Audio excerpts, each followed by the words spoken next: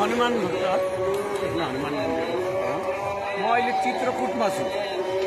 चित्रकूटमा चाहिँ मलाई चित्रकूट साह्रो जानु मन लागेको थियो, किनभने रामजीको हाम्रो गुरुजीकोमा यो घाट चित्रकूट हो। यहाँ रामजीले यो रामघाट हो।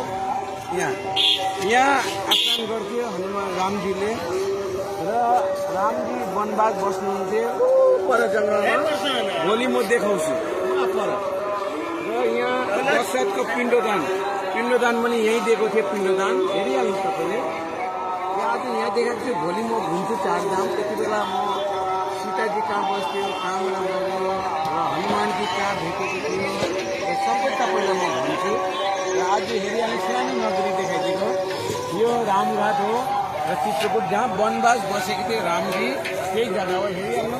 आज म यहीँ विश्राम गर्छु र हाम्रो मङ्गलबार काशीमा भूमि पूजा छ, त्यही कारण आज म 4 दिनको लागि चित्रकूट आएको। हेरिहाल्नु यो राम स्वयंमै बसेको थियो, एकदम त्यो भएको होइन, यो स्वयंमै बसेको थियो। यो राम यहीँ नुहाएको र यहीँ पिण्डदान दिएको रावणको, र ऊ वनवास छ उहाँ वनवास 14 वर्ष बसेको रावणको।